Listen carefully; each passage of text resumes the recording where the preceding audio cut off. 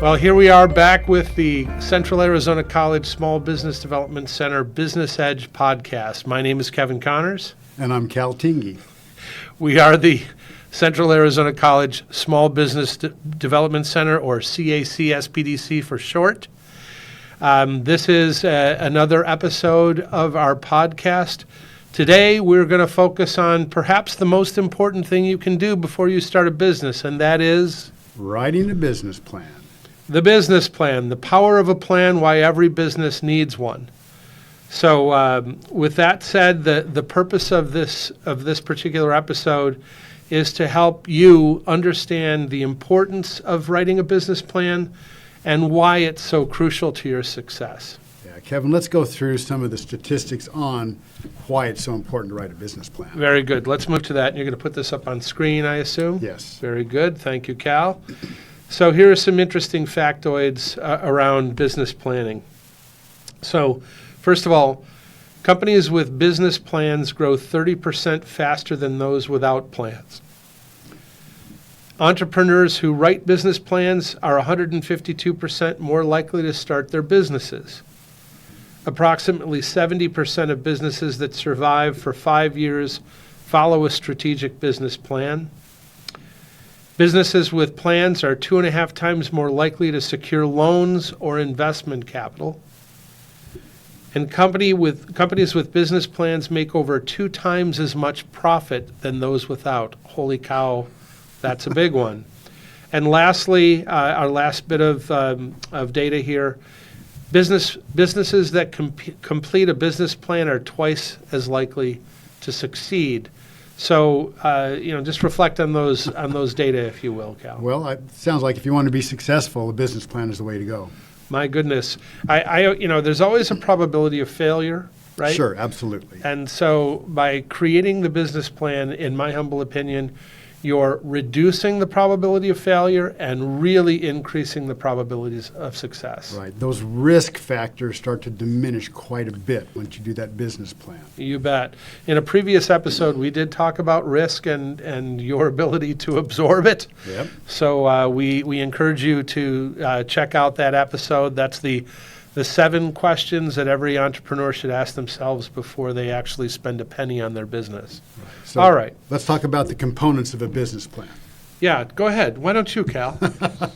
All right. Well, first let's talk about the purpose of a business plan. It's a roadmap. It tells you where you're going. Yep. As I've mentioned before, entrepreneurs, we always see the positive. So we're on a course this way, and all of a sudden something neat pops up over here. Squirrel. And then over here. Squirrel. Yeah, squirrel. We're all over the place. When you have that roadmap, when you know where you're going and what needs to be done to get there, you can be more focused. And that's the key word there, right? Is it is providing a focus. Right. It's really helping to provide strategic direction for your business. And that's key. I like that term, strategic direction. Me too. It's not just here's where we want to go. It's strategic. Everything about it is strategic. Yep. Another big thing from my perspective when you develop a business plan is it really does help you to develop your messaging. And I used to tell photographers when I was teaching the business of photography, I'd say, and they'd get their faces all screwed up when I said this to them. I said, believe it or not, your messaging is more important than your imaging.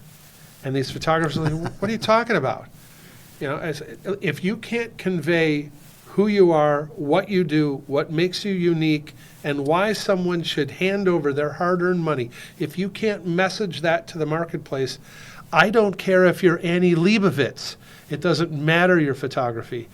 Messaging is key to being able to be successful in business, and creating the business plan will help you develop that messaging. Yeah, another key point is if you want to get any funding for your business, and I mean an investment or borrowing, you do need to have a business plan. No, it's really hard unless you can go to your grandma and say, hey, Grandma, I want to start a business, and she just hands over some money. You've got to have something that says, here's what we're doing, here's how we're planning to do it. I've looked at everything, I know what's happening. And my Nana never had that kind of cash. It's just that simple. Well, I'm just talking about if you start up a lemonade stand. Sure. Well, there you go. So really what we're saying is, this really does improve your probability of success. And you had mentioned earlier when we were having chats about this too, that by sharing a plan with employees, everyone is going to start pulling the rope in the same direction too. Right. It's a way to share the strategic vision with other folks within the organization. Exactly. Yeah, Exactly. I hear you. So let's talk about the pieces of the plan. How about Okay. that? So the components of the plan. Whenever I look at a business plan, the first thing that comes to mind is the first bit of that, and that is the Executive summary. executive summary. Now, I believe, actually, Cal makes a great point here in a moment, but I used to believe that the executive summary is always written last. You've written the plan, now it's time to summarize that in an executive summary, but you make a good point. Go ahead and get it. So when Kevin and I were talking about this, I said, well, I always have them write the executive summary first. And then, based on that executive summary, then you go down and you build out that business plan. But where Kevin and our roads meet is once you get done writing that, then you have to go back and revisit that executive summary. Is it still the same now that you've written everything down, now that you've looked at your projections, your financial projections, your marketing? Is it still the same? Because sometimes when people get down there and start writing out that business plan, they're going, well, we should probably change this. Does that affect the executive summary? So when Kevin says write it last, he's saying once you get that down there, it might change. I'm saying put it up here for a guided, write it, then come back and revisit and make sure it's the same. And we know I'm right. Anyways, I think Cal's bit makes a lot of sense, quite frankly. So that first part is the executive summary that summarizes. And that should only be a page, no more than a page.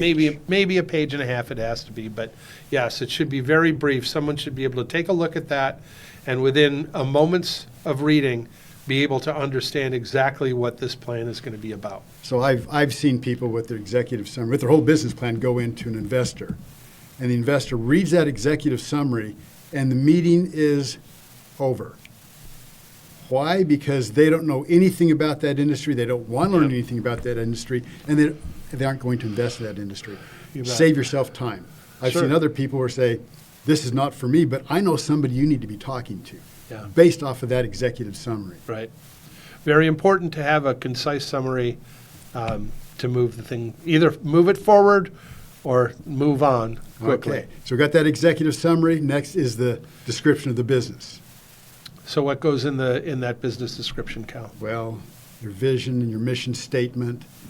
We talked about that in that other podcast. Yeah. Why you should do all this stuff before you put any money into your business. Right. It's critical. And in that podcast, rather than going through it again, we outlined the difference between a vision statement and a mission statement. We also want to have your value proposition. Sure. What's the value proposition? It's you telling the marketplace, this is what you're going to get for paying us your hard-earned money in a Right. sense. So And it sounds simple, but it's really drilling down to, hey, this is what this is all about. Critical. absolutely. Also, in that business description, it's probably a good idea to have the legal structure of your business. Are you operating as an LLC, a C corp?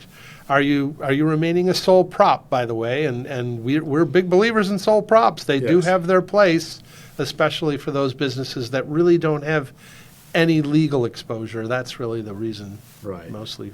So, yeah, the legal structure is critical. Everybody thinks they want to be a corporation. That may or may not be appropriate for what you're doing. Oftentimes they hear about LLCs and they say, oh, this is what I need to be in LLC. But like you mentioned, sole proprietor is not bad. No. Everybody thinks you got to be an LLC. You don't necessarily have to be unless you need protections. Right. Okay, we've got an executive summary, the description of the business.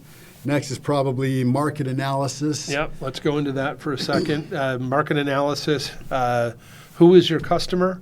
How many of them are there? Yep. And then, of course, one of the most important aspects of any business is The USP, unique selling proposition. What's your competitive advantage? I prefer a more modern approach to the competitive advantage style, but USP is something we've had for a long time, and it makes a lot of sense. What makes you unique in the marketplace? Yeah. what differentiates you from the competition. So very You good. know, we hear about that all the time, and we've talked about it in other podcasts. I just want to reiterate that when somebody comes to us and they say, I want to open up a burger shop, and we look at them and say, okay, but there's a burger shop over here and over here and over here and over here and over here. Plus, a lot of people can just grill their own burgers. Why are you going to be successful? And some of them go, well, I don't know, but that's all I know. Well, that's not a good answer.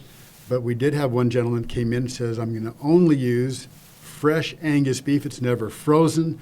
We're going to cook it right there to their specifications. If they want it well done, it's well done. Medium, it's medium done. And by Have golly, it your way. yeah, your way, your way. It's a tagline there someplace, I think. But he was able to differentiate himself from everybody else. Sure.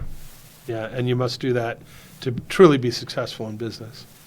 Next section in your business plan is organization and management structure. So who makes up the team? Is it just you? Are you a solopreneur, or do you have a team of people that are helping you? And to include the backgrounds and experience. That's very crucial, by the way, of having the backgrounds and experience of your team. Let's say, you know, if you are seeking capital, if you're looking for a business loan, I've had lending officers tell me that could be as much as a third of their decision is your team. So, Yeah. And sometimes we think teams need to be investors in the business. Not necessarily. It's who's going to come into your business and work with you. yeah, who's the CFO? Right. Who's the operations manager? All those kinds of Yeah. things. Yep. But you don't need to have all those positions filled immediately. But if you have people that are going to be involved in the business, we need to know who they are. Yep. And we also talk about, hey, if you've got an accountant who's willing to work with you, include them in there. Okay? Maybe you're not large enough to have a chief financial officer, but you do have an accountant that will work with you. Put them in there. They're part of your team. If you're working with an app that you've developed, well, who are your developers? Even if you 1099 them, put them in there so we know who's helping you with this. You bet. And don't forget any legal advice that you might be obtaining. You want to list those folks as well. Yes. What's the next section, Cal? Product or service line. We want to know what your product is or what your service is that you're going to be selling. Yep. Absolutely. Also, you want to know, hey, how much am I going to sell that for? How much is it going to cost to make it? Yeah, Or all those deliver it. costs too.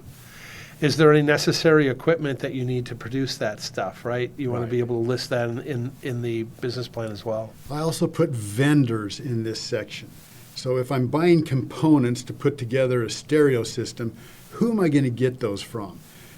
Seems like it's not important, but it is important, especially if your lender or your investors know that. I've had people who have put that in there and they've been turned down on a loan because that lender knows that the person that they're going to be buying this stuff from is not reliable. And they don't just turn them down, but the banker did say, hey, I happen to know that company. They deal with somebody I've lent money to. See if you can find somebody else. I've also had investors, in this case, turn around and say, ooh, I know them. If you think that's your price, we can help you get it better. Cool. So it's always good to have that in there. Groovy. All right, very good. Let's move on to the next section, which is the marketing and sales strategy section. You can start with the marketing channels that you're going to use. How are you going to reach out to your potential customers? What channels will you use to reach them? And then the strategy for leveraging those channels as well. Absolutely. And that really is critical. Oftentimes we just think, I'm just going to put stuff on a social platform, whether it's Facebook or LinkedIn or something. I'm going to just do that regularly. Well, there's got to be more than just putting something out there. You know, we want to kind of build that out just a little bit more. Righto. But along with that is what you and I call brand. Other people call it that too. What's your brand? Now, when we talk about brand, we're talking what? Logos, taglines, The message, the message. you know, one of the colors in your logo, all those kinds of yeah, things. all of that. One of the best description of brands I ever heard was, what do people think of you when you're not in the room? What is their gut level feel when they hear the name? When I hear the name In-N-Out Burger, I have a certain gut level feel for that business. So yeah, absolutely. When you're talking marketing, that brand needs to carry through. It needs to be all the way through everything. We don't market one way up here and another way down here. It really needs to be, And something I think we didn't hit on the pricing in the previous section is, where are you going to be in the market? Are you a basement bargain kind of business? Are you a mid-level market, or are you after the high market as well too? A quick description of that can be very helpful. right. And why you're choosing that market. You bet. Also along these lines, we're talking about marketing and sales. I love sales. It So- shows. So I want to know a lot about sales. What's your sales process going to look like? I also like to see what your sales pitch is going to be.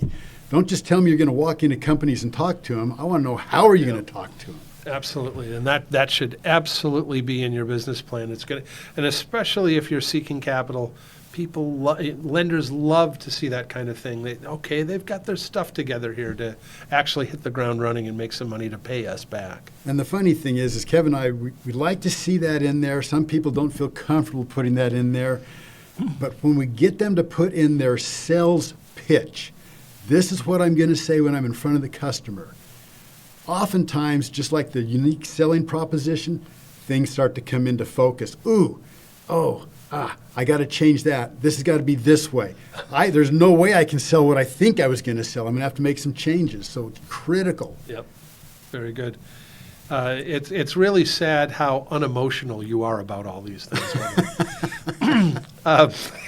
As you can tell, Cal loves this, as do I. So moving on to the next section, if the previous sections are stuff, those are things you write. So oftentimes we'll refer to those previous sections as the narrative. That's the writing sections. The next big piece of your business plan are the financials, the numbers. Oh, yeah. What we refer to as the financial projections. So speak a little bit to that. What's the first bit of all that? Well, the truth of the matter is, when I get a business plan, somebody wants me to invest, I read the executive summary, and then I go straight to the finances. If the finances make sense, then I go in and make sure everything else actually coincides with what the finances say. Sure. So forecasting, obviously you got to do the forecasting. What's that forecasting going to look like? And we call it WAG, a wild ass guess, because that's really what you can do. Is just, we got to put something down here. What do we think it's going to be? You got to start someplace. That's right. Just start, and then start working You've towards heard it. me say it before. It's difficult to create, but easy to critique. But you cannot critique until something has first been created. So get something down there. Yeah. And ultimately, we'd like to move from WAG, wild ass guessing, to SWAG. Scientific wild ass guessing. Now, how do we do scientific on this, Kevin? Well, hopefully you get to understand the markets a little bit and a little bit better. You understand your expenses a little bit better. Maybe it's time to contact some vendors to get some really accurate pricing. Those kinds of things can help you move from WAG to SWAG. I agree. You mentioned vendors. I'm going to say it again. Vendors can be your best ally when it comes to your finances. Why? Because they're selling whatever you're buying to other people. So years ago, I looked at starting buying a powder coating company. So who did I go to? I went to the vendors, and I asked them questions, and they were able to give me answers.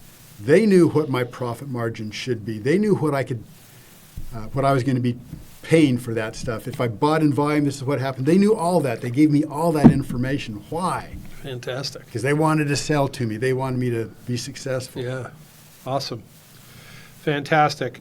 So as part of all of this forecasting, we can use this tool, this thing called benchmarks.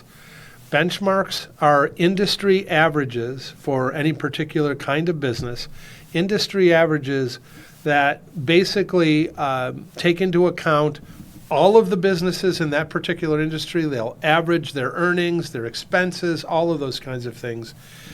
So when you have those averages, then you can use that to measure against your forecast to see if you're in the ballpark. Am I anywhere near the ballpark on these numbers? Industry benchmarks can really help you to understand that. And I guarantee, again, if you're seeking capital, I guarantee you the lenders are using benchmarks too to see if your forecast is in the ballpark. And a perfect example of this, just before we started recording, Kevin got a call from one of our clients wanting to look at the finances. So Kevin looked at the finances and he said, this looks like it's not accurate. So what does Kevin do? He pulls up some of our benchmarks and he says, this is what the national average is. You're not there. Something's not right. Can we look at your numbers? They looked at the numbers. They found that some things needed to be changed a little bit. They were adjusted, and it came within the national norm. So, yes, those benchmarks can be super critical. And just as a plug for the SBDC, we do have access to 2 of the best market industry research products in the business, and all of those services, of course, if you're a client, they come to you at no cost. So we can help you with all this, and it's not going to cost you a penny. Right. So benchmarks are going to help us. Ultimately, though, we have to get to the 3 big financial statements that are a part of any business plan. These are financial statements that any lender of any kind absolutely needs to see. So let's talk about those 3 financial statements. What are they? All right. And what's most important? What do you consider to be the most important, and how do you use them? I'll list them in order of importance. Number 1, your cash flow. What does your cash flow look like? Now, I'll just say cash flow, profit and loss or income statement, and then third would be the balance sheet. Right. Those are the 3 financial statements that must be a part of any business plan. Now, let me clarify cash flow, because if we got CPAs and accountants listening, they're going to think about the cash flow statement, which is how money goes from your profit and loss to your balance sheet, and balance sheet to your profit and loss. We're not talking about that. We're talking about kind of your profit and loss statement, but you take out things like depreciation and amortization, and you move it over here. So we look at your real cash position. How much money's in the bank at any particular moment? That's right. I like to see what it looks like even without a loan or an investment. Why? Because that tells me if there's a big deficit there, you better get enough of an investment or loan to cover that deficit. If they give you half the amount, you cannot make it. So you've got to have that fully covered. And so it's critical. That's where I go first. And if they don't have a cash flow statement, I don't think they're serious about their business. Right. Kevin, can you help us with the cash flow statement? Well, for me, it's just being able to look at. Let me use this example. As a business owner, I want to know if in the future, if there are places, maybe there's some seasonality to my business. Am I going to feel a pinch someplace? And how bad is the pinch going to be, in other words? So cash flow is going to give you those moments where, oh my goodness, we better be prepared because we are going to be low on cash. We're not going to be able to make payroll. I'm not going to be able to make the loan pay, whatever it might be. So cash flow gives you that insight and can also help you decide, hey, when do we need the money? How much do we need? By the way, revolving lines of credit can really help these moments where you can access that capital and handle those pinches. And we see that type of thing, particularly in retail. Where there's a seasonality to the Seasonality, business? Sure, yes. sure. And honestly, if you do not have the cash to get you through those dry spells or to ramp you up for the Christmas season or whatever it might be, Buy some inventory. buying inventory, if you don't have the cash, you don't have a successful business. The old adage, cash is king, and, Yes. and that's the way it works. You know, it's interesting, too, in Arizona, there is even a summer seasonality, right? Oh, yeah. It gets real hot. Oftentimes, many businesses realize a slow time. So it's important to know when those things are going to be happening as Right. well, and to make sure that you've got the cash to cover it. Okay, profit and loss statement, also known as an income statement. AKA the income statement. I am myself a self-professed P&L junkie. I lived and died by the P&L as well. In fact, I drove my studio manager crazy. I'd look at the P&L every day. But that was just me. But go ahead, speak to the P&L. Well, the profit and loss statement is going to tell you what your profit is or if you're running a loss. But more importantly, you can go up and see what your cost of goods sold are. So what's left over after your cost of goods sold? Does it make sense? Do your cost of goods sold make sense? Yeah. Bring it down, then you start looking at your other expenses. Do you generate a profit? If not, then what expenses need to be adjusted? Can they be adjusted? Sure. We've seen businesses where those expenses can't be adjusted. Then the question becomes, why would you go into business? Or you got to revenue your way out of it, Right, which is that's not a happy place to be. right. Well, We're revenue solves a lot of problems, Kevin. It sure can. That's for sure. But the P&L statement is going to give you all that data, crucially important to any lender, and it's also important just simply for you to be able to run your business well. Period. Right. That last statement, the balance sheet. Speak to the balance sheet a little bit. So what's on a balance sheet?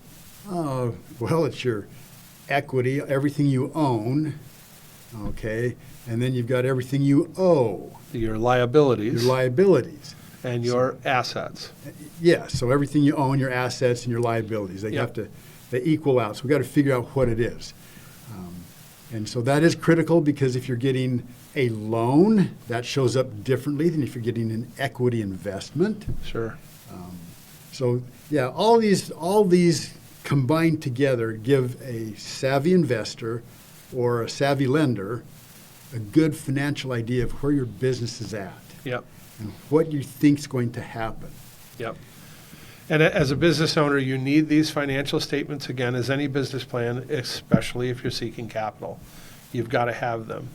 So Yeah. we'll talk a little bit more about some tools that we have that really can save you gobs of time for building these things that automatically generate these statements from a little bit of work. It's really tremendous. I was going to mention that because I doubt that there's very many people out there that got a degree in accounting and they want to open up a cabinet making shop, Yeah. you know. So accounting and like I got to put together my own profit and loss statement or balance sheet. I don't know how to do that. Right.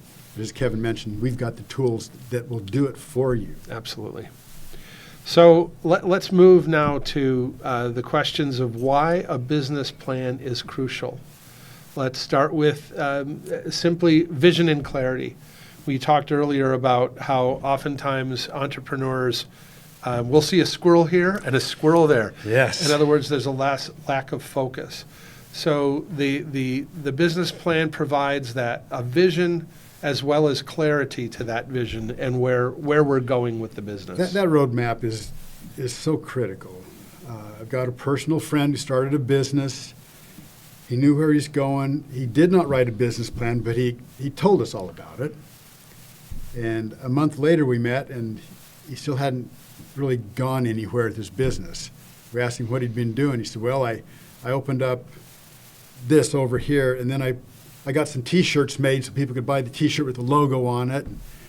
And we're like, well, what does that have to do with your ultimate business? And the answer was, I got on YouTube and I heard other people were doing this and having success with it, so I Yes. wanted to try it. But it wasn't in his business plan.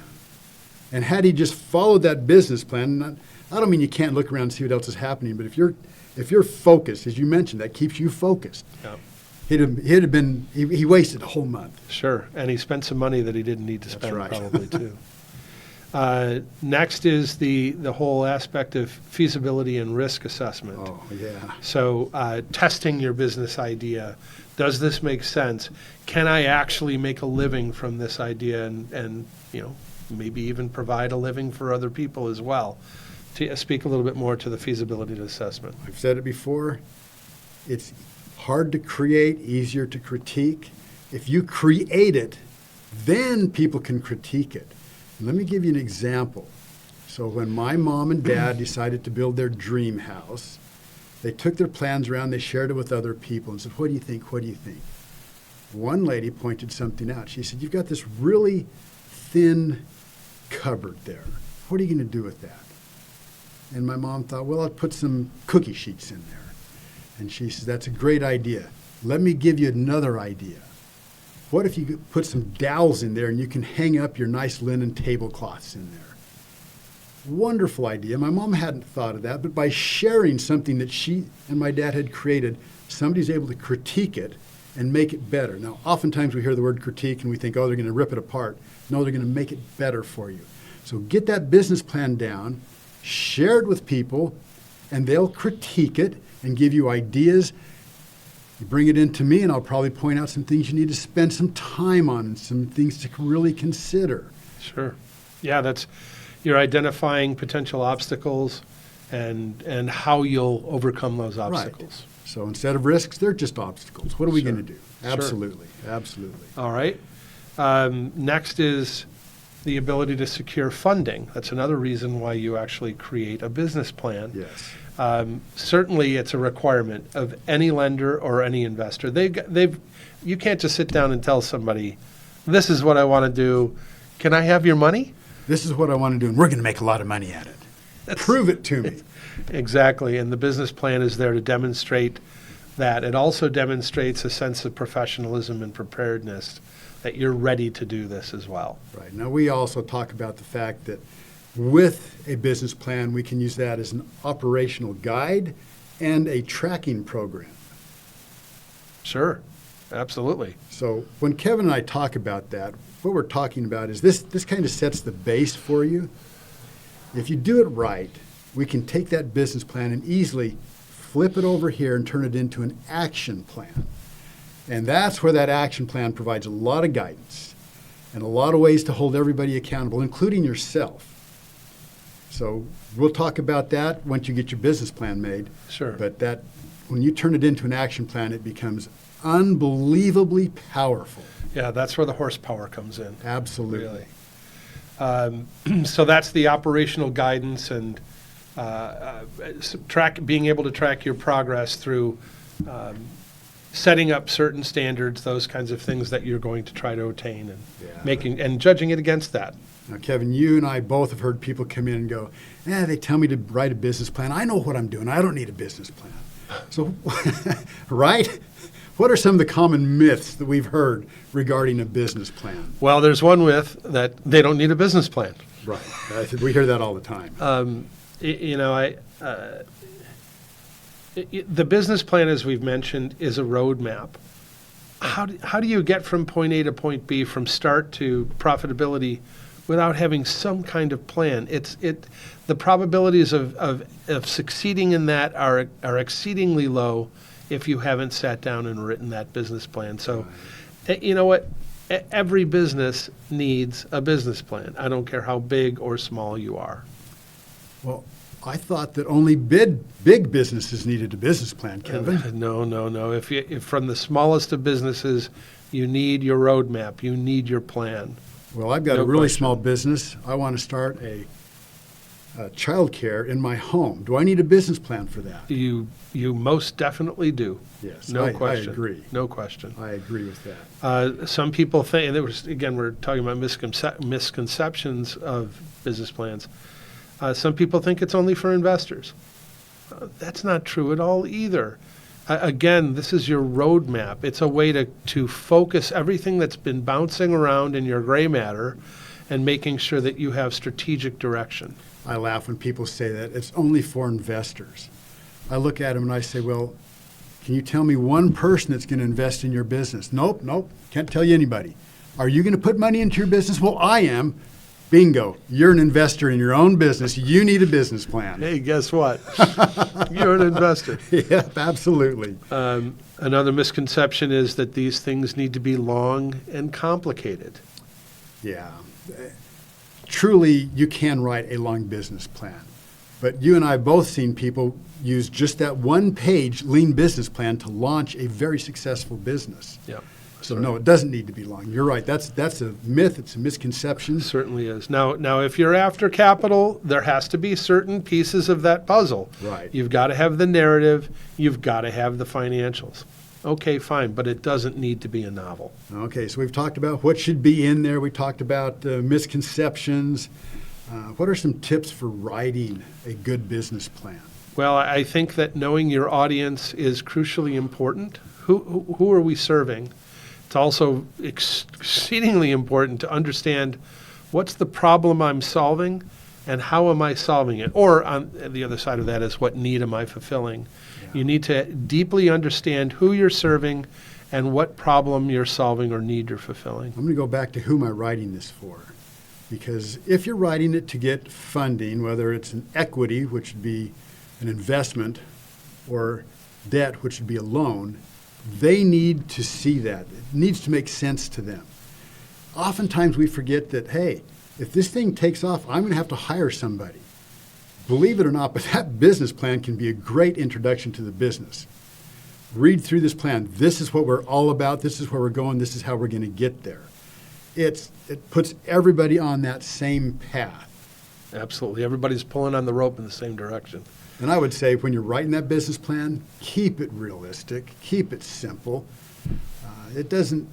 Don't suppose that you're going to rule the world with your business. Let's be realistic about it. You got to start somewhere and you have to grow. Yeah. Grounded in data. I like that. Yeah, absolutely. There are so many tools on the internet and videos on YouTube and all this stuff. There's a lot of tools out there to simplify the process, but here at the SBDC, this is our business. This is what we do. We have the best templates and tools, the ultimate killer app for building a business plan. We have access to all of those things. And by the way, if you're a client with the SBDC, all of those things are at no cost. So we have tremendous tools to help you do this stuff. And I want to clarify that a little bit more. I had a gentleman come to me, a friend, an acquaintance. He's not really a friend, he's an acquaintance, and he wanted help with his business plan. He'd watched some YouTube's video, and he bought the gentleman's book, and he was lost as could be. How do I do this? I don't understand it. It was in this special matrix format and everything. And the matrix. He had spent hours trying to put this business plan together. And I just looked at him and I said, it doesn't have to be that hard. It doesn't have to be that hard. Now, when I came to work here at the Small Business Development Center at Central Arizona College, you showed me some of the tools you had, and Kevin, it blew my mind. I have never seen that. I want you to talk about that near the end of the podcast, but it blew my mind. Yeah, the tools that we have access to are incredible. I would have killed for these tools when I was teaching the business of photography back in the day. So. Well, speaking about back in the days, let me give you a success story about a business plan. Okay. Fred Smith, attending Yale University, wrote a business plan for FedEx. A college kid writing a business plan for FedEx. He had an idea, he put it down, and then he went out. This is before FedEx was FedEx. That's right. He was Mr. FedEx. Now, there's all these stories about how he failed the course because the professor didn't like the paper. That's not true at all. It makes for a good story, but it's not true. But with that business plan, he was able to go out and get funding for it. A college student changing the world. That's just unbelievable. When it absolutely positively has to be there overnight. Right? Exactly. Holy cow. Yeah, that's a great example of a real-world business plan that made a huge difference to just about all of us. Right. I'd like to mention a particular experience I've had with a client within the SBDC. I can't mention their names or anything else like that. We have to keep our confidentiality. But let me just describe it thusly. This client came to our center. They wanted to open up a retail location for what they did. And so the first thing we sat down with was we created a lean plan first to form the foundation of a business plan. And then we used this wonderful tool that we have access to build the full-blown plan. The idea was to go out and get a business loan and have enough money to open up a brick-and-mortar location. Mm-hmm. Well, once we went through that process of building the business plan, this client, it was a team, they realized, oh my goodness, this is awfully expensive and the risks now are beyond what we're really prepared to do. So in the middle of all this, listening to the client, having them reflect on what they'd created, this full-blown business plan, we decided that the best course was to open an online store first. Sure. So with an investment less than 1/20th of what it would have cost to open the brick and mortar store, they built a website from scratch, a really killer website. And now things are gradually moving forward in the hopes that someday in the near future that they'll finally have enough cash in the bank to go and open that brick and mortar shop. So business plans can also say, they can inform you to say, oh, wait a minute, this isn't going to work. Let's make some changes. Right. So in my scenario, they would have gone back up and changed that executive summary. Oh, we're back to that. I see. Okay. Touche. Very good. All right, Kevin, how can Central Arizona College's Small Business Development Center help people with the business plan? So we have a great set of templates that we've developed here that can really get you there fast with really high quality templates that we've developed. The first one that we typically introduce to any of our new clients is this thing called a lean plan, a one-page business plan. The beauty of this plan is it can be written in an hour or two, it can be read in minutes, and it can be changed in seconds. It forms the foundation of a full-blown business plan. It's tremendous how this thing works. It also helps you, as we mentioned earlier, to really develop your messaging. It's your first stab at developing messaging. We also now utilize AI to help you write that. So we can write it even faster. And quite frankly, even though I consider myself to be a fairly good crafter of language, boy, ChatGPT can really write these things very, very well. But we have this template, though, that informs you how to actually get that done, to help you get that done quickly. Okay, but Kevin, that's a one-page business plan. I want to take this to banks, and I want them drooling over my proposition. Well, when it comes to that, there is, in my humble opinion, there is only one application for creating your business plan.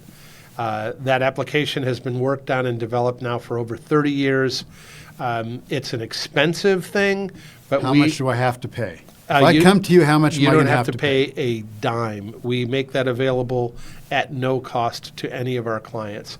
So we have the killer app that will make writing a full-blown business plan as easy as it's ever been. I never want to say it's easy, but my goodness, this has built-in AI and can help you develop the plan in so much faster than we ever could dream. You and I look at this, all the business plans we've written in our life, we've had to think them from scratch. We've had to write them. Yes, I've used templates, blah, blah, blah, but you still had to think it up and write it. Now the AI can help you generate that so much faster. It's incredible how it works. And it's interesting. I have to add this. Kevin showed me this, and he took a lean business plan, and he says, Cal, if they've done the basics here, we just take that and we put it right over here and watch what happens. And I was absolutely blown away at what this thing generated. And then Kevin goes, wait, that's not all. I thought I was watching TV. And he says, watch the financial end of things. We plug this in. Here's our assumptions. Boom, boom, boom. Push this button, and it generates a profit and loss statement. It generates a balance sheet. It does everything you need. I'm like, you've got to be kidding me. He goes, but wait, that's not all. I'm like, is this an infomercial or what? He says, that's scenario one. Let's do another scenario.